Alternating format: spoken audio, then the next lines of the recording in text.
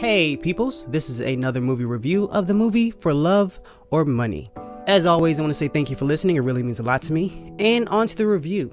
For Love or Money is a movie you can watch on Netflix. I don't believe it's a Netflix movie, but it's about a guy who is about to become a millionaire. He re-meets his childhood crush, and a random guy who I can't really explain his role. They come up with a scheme for her to marry our main character and then divorce him and get half his money. Our main character finds out about this and then he begins to torture her in this relationship. And that's our movie. This movie is weird because it really only has one main flaw, and the flaw kind of damages other parts of the movie, but I like the concept of the movie, I really like the story, I like the characters a lot, but the movie's pace is ridiculous.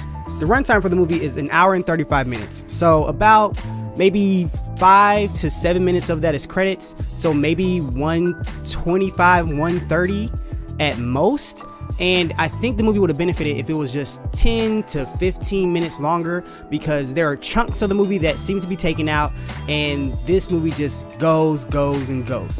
And just to further explain that, the movie opens up at a funeral where our main character's crush is mourning the death of her boyfriend. They all knew each other when they were younger in school, so our main character goes and talks to his crush and says, "Hey, can I talk to you?" And then she's like, "Are you trying to hit on me during my boyfriend's funeral?" She doesn't even remember our main character. And our main character's like, "No, I'm not trying to ask you out, but here's my card." Then she finds out that he's about to be rich. So then her and another guy quickly come up with a scheme that they can steal his money.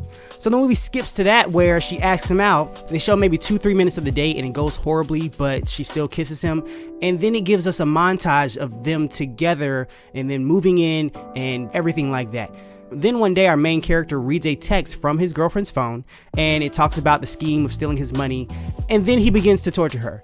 That's it. There is hardly any moment of just, "Oh, I'm sad, I'm depressed, I can't believe she's doing this."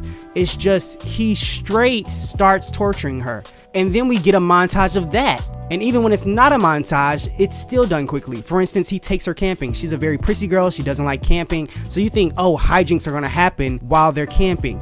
No, they pretty much go to sleep and maybe a dog licks her in the face and then they wake back up and that was it. And they're on to the next thing.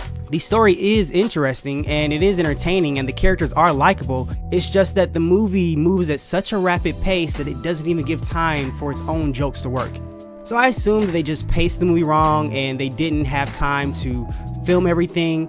But then during the credits they show an extra scene where it shows our main character crying on his friend's shoulder saying, "Oh my gosh, I can't believe she's doing this, I can't believe she's hurting me like this and been lying to me."